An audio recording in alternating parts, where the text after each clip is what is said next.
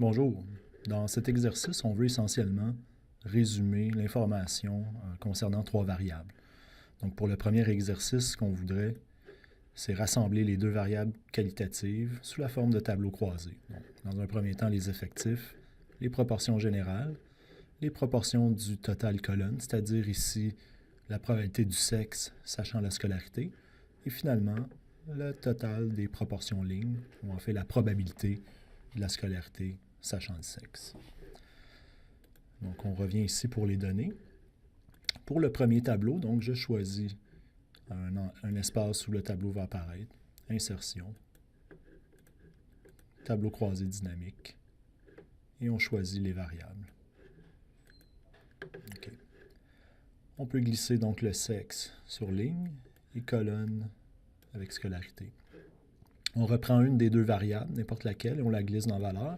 Et on a les effectifs. On peut enlever les éléments vides. Et on pourrait également recentrer les valeurs. Donc ici, on a le tableau des effectifs, c'est-à-dire sexe croisé avec scolarité. Si on veut transformer ça en tableau de proportion, on peut faire la même chose. Donc je vais réinsérer un nouveau tableau. Donc ici, tableau croisé dynamique, les mêmes variables. OK. Je vais glisser le sexe sur ligne, colonne avec scolarité, et on rechoisit les valeurs. On peut enlever la ligne vide. Et maintenant, je choisis le tableau. On peut faire le clic de droit. Et là, on voit afficher les valeurs. Donc, on va choisir le pourcentage du total général. C'est-à-dire qu'on divise chacune des cellules par la taille de l'échantillon. Donc là, ici, on a les proportions.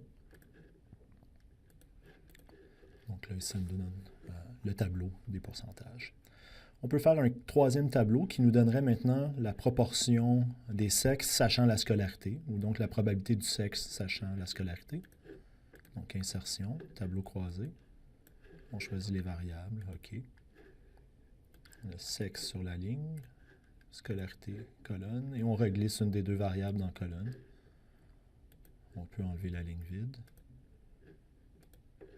Et on sélectionne. Donc, avec le clic de droit, on va dans afficher les valeurs et maintenant on va afficher le pourcentage du total colonne, donc la probabilité du sexe sachant la scolarité. Et dans un quatrième temps, donc on peut vouloir la probabilité de la scolarité sachant le sexe. Donc insertion, tableau. J'utilise toujours donc les lignes pour le sexe, colonne pour scolarité. Et on va glisser une des deux variables dans la valeur.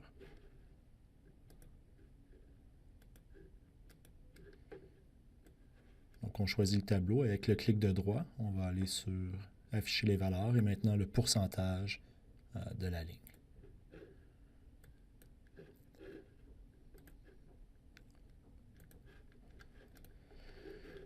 Donc voilà, on a ici d'abord les effectifs, les proportions générales. Ici, on a les proportions du total colonne, c'est-à-dire la probabilité du sexe sachant la scolarité.